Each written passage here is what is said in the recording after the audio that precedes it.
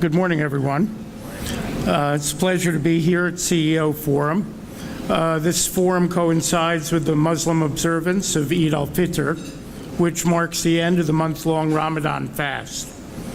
The holiday comes at a time when Philippine government security forces continue to battle with Islamic extremists in Marawi City, about 800 kilometers southeast of Manila, in Lanao del Sur province of Mindanao. The holiday also comes at a time when unverified reports of bomb threats and other terrorist plots directed against urban centers in the country, including Metro Manila, continue to circulate across mainstream and social media. Philippine authorities say they will continue to investigate the reports. However, they have not issued any new advisory or alerts to the general public at this time. PSA notes that the Philippine National Bureau of Investigation and the intelligence divisions of the Philippine National Police and Armed Forces of the Philippines routinely process thousands of such reports each year, and most of these reports prove to be spurious. The Philippine government also shares information about terrorist movements and activities with the international police organization Interpol and with the governments of its allies, including the United States of America. We reiterate that terror attacks can happen anytime or any place without warning in the Philippines and globally. To date, our organization, PSA, has not received any credible or specific information of a terror threat directed against urban centers in the country, to include Metro Manila. Nevertheless, it is undeniable that the ongoing fighting between government security forces and Islamic extremists in Marawi City and the declaration of martial law in Mindanao has contributed to an elevated security threat environment in the country, both real and perhaps more so perceived. In light of this, we continue to advise our clients throughout the Philippines to remain vigilant, to employ situational awareness, and practice common sense security measures at all times, avoid large crowds and public gatherings, and to immediately report any suspicious activity to authorities. As previously noted, the Muslim observance of Eid al-Fitr comes at a time when fighting between Philippine government security forces and Islamic extremists in Marawi City has been raging for more than a month now. For 5 weeks, the military has bombed rebel positions in and around the city, while ground forces continue to engage the militants in house-to-house fighting. As many as 375 people have reportedly been killed in the fighting, including 69 government soldiers and police and 26 civilians, while military officials estimate that 280 militants have been killed. We note, however, that those numbers cannot be independently verified. Meanwhile, the fighting has displaced tens of thousands of residents, possibly hundreds of thousands, and there is a risk the situation could develop into a wider humanitarian crisis. There are currently about 40,000 people staying in makeshift evacuation centers, mainly in Iligan City. Health officials say at least 24 people have died of dehydration and other illnesses due to overcrowding and unsanitary conditions in the centers. And I note that many of the media sponsors here today and other corporations are taking an active role in raising funds and charitable efforts for the victims down in Marawi.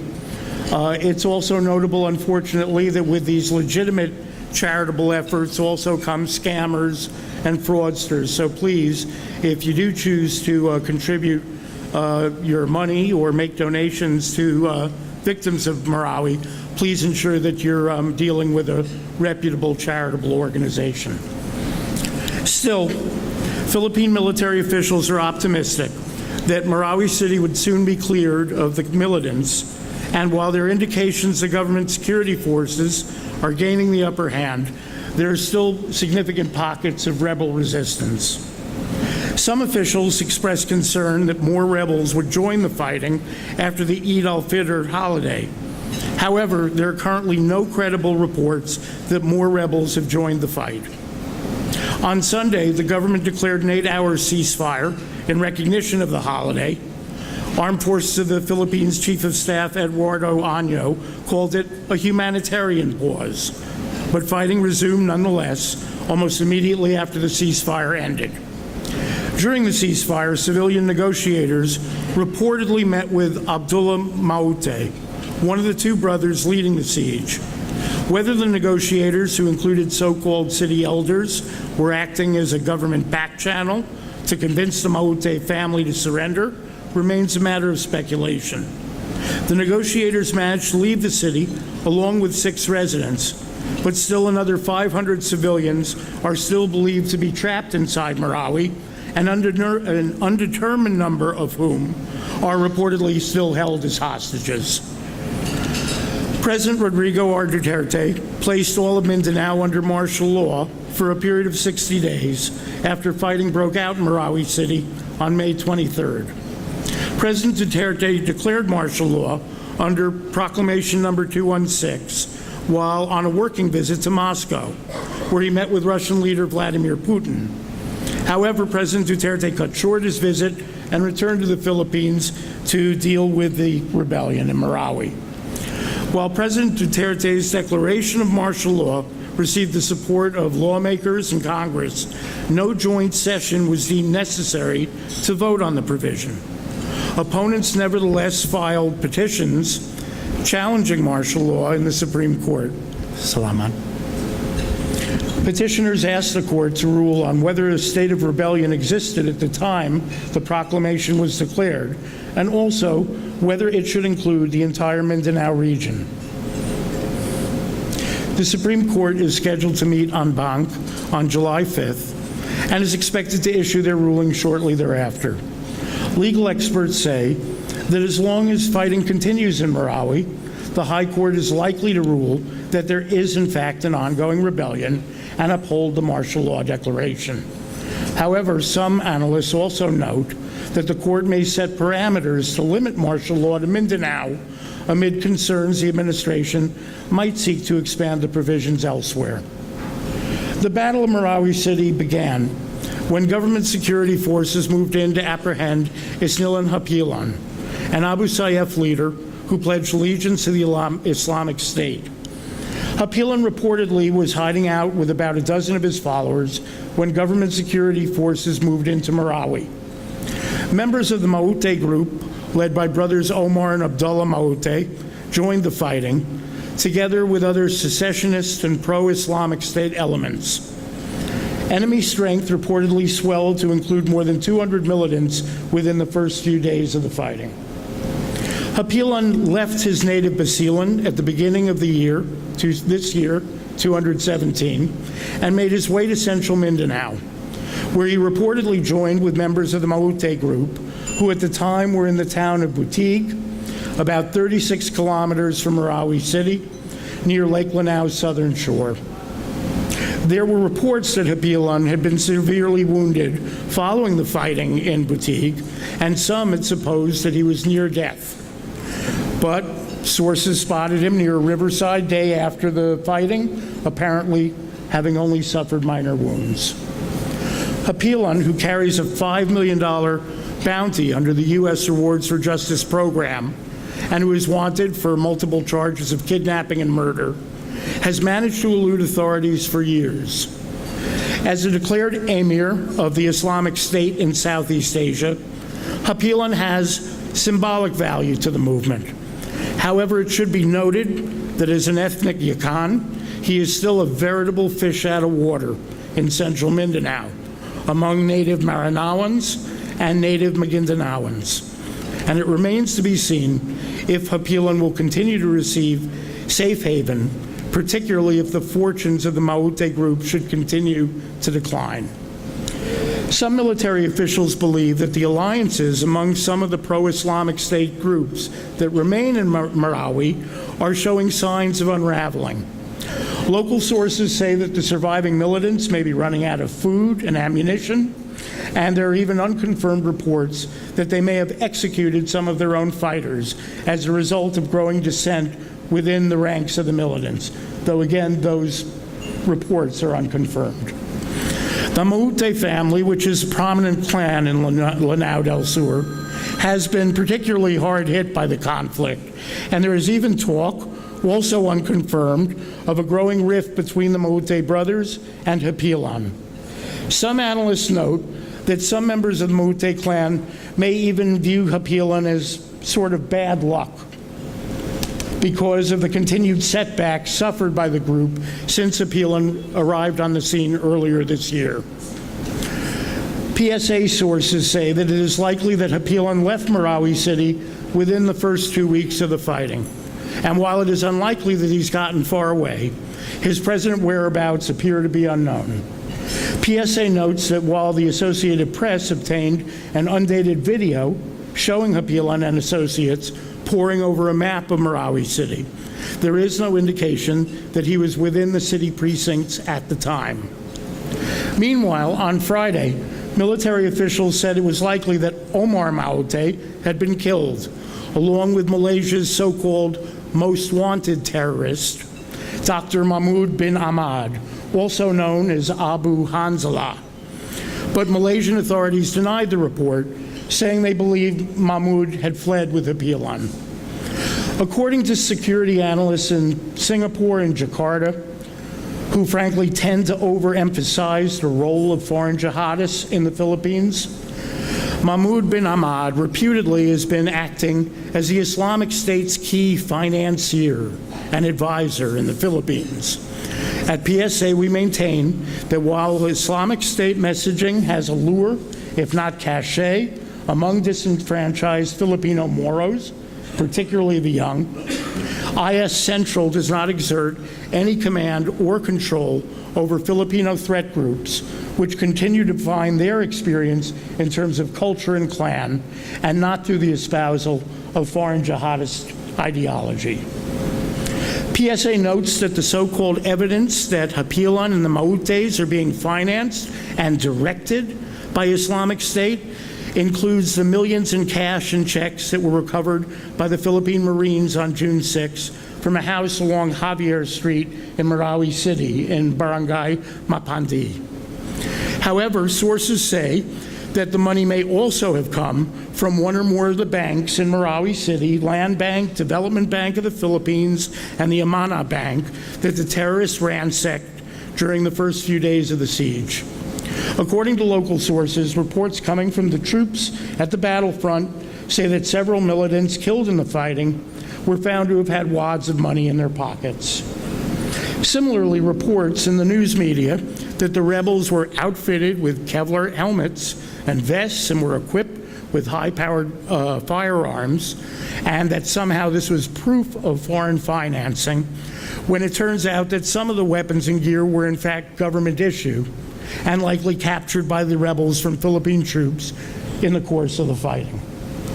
If there's any question as to whether or not the imposition of martial law has benefited the government in its present campaign, military officials and security experts note that heightened security provisions and measures under martial law have led to the apprehension of key Maute group members, including the parents of Abdullah and Omar Maute. The Maute patriarch, Kayamora Maute, was arrested at a checkpoint outside of Davao City on June 8th. According to one account, Maute was headed to Davao City to personally direct attacks in nearby urban centers. According to other sources, he was headed to Davao for medical treatment. In any event, the movement's Maute and his companions, including his second wife, was reported to authorities in Davao and led to their interception at a checkpoint in Sawan Turil. Kayamora Mort was transferred to Camp Bagandiwa in Taguig City, where he is being held on charges of rebellion. Maute's first wife, Ominta Ramato Maute, who is the mother of Omar and Abdullah, and also known as Farhana Mort Maute, was arrested in Lanao Sur on June 9th. There's been speculation whether U.S. reconnaissance drones or aircraft helped identify the location of Farhana Maute and her associates, who was eventually apprehended in Barangay Kormatan, a Masiu town about 21 kilometers south of Marawi on Lake Lanau's southern shore. According to one report, Farhana was apprehended together with an undetermined number of individuals while en route from Boutique Town to Cotabato City. Among her companions were several women and either 2 or 4 males that reportedly had suspicious wounds. Confiscated from them were several bomb-making materials, firearms, mobile phones, a gray Toyota Revo, and bundles of cash. Upon interrogation by officials, the men reportedly denied that they were members of the group. The following day, a convoy of police transporting the group to Cagayan de Oro City was reportedly ambushed by several armed men along the National Road in Sagiran town. The male terror suspects were all reportedly killed in the attack, while 3 police personnel reportedly suffered only minor injuries. The convoy eventually reached CDO, and Farhana was immediately flown to Manila. Whether there really was an ambush or if the male fighters were summarily killed remains a matter of speculation as well. Meanwhile, the unrest has reverberated to other restive areas of central Mindanao. Philippine military officials reported that as many as 300 fighters from the rebel group Bangsamoro Islamic Freedom Fighters stormed the village of Pigcawayan in North Cotabato province on Wednesday and attempted to occupy sites in at least 2 barangays there. The rebels reportedly ransacked a church, barangay hall, and health clinic, and supposedly robbed local houses and shops. Although no one was reported hurt in the incident, military officials said it took security forces more than 9 hours to retake the small community because the rebels holed up with some 30 civilians in an elementary school and several other locations. After night fell, the militants were able to escape on pump boats through the adjacent Liguasan Marsh, an area well known as safe haven for Muslim insurgents in the region going back to the founding years of the MNLF. Government officials claimed that the attack in Pigcawayan was an attempt to distract from the offensives in Marawi City and possibly to divert military resources away from the fighting there. PSA also notes that it's possible that as one of the several extremist groups in Mindanao, BIF members may seek to outbid the militants conducting the Marawi siege for government and international attention. What is clear is that the situation in Marawi and further afield, to include communities in Mindanao operating under martial law and dealing with the influx of evacuees, may lead to further destabilization in the region before the situation improves. Mindanao has already begun to see the impact of gradual but continued defections from rank-and-file members of the Moro Islamic Liberation Front with each passing day that an implementing law for the Bangsamoro is not passed. Compounding the issue is the likely angst among disaffected groups as a result of the administration's interest in offering a seat at the negotiating table to Nur Misuari, the largely discredited and divisive MNLF leader. While members of the Bangsamoro Transition Commission recently framed what they say is a new and improved BBL, the administration will need to throw its full weight behind the measure and backpedal somewhat on federalism as the ultimate cure-all for the region's ills in order to ensure passage of the measure and for it to benefit the region in the near to medium term.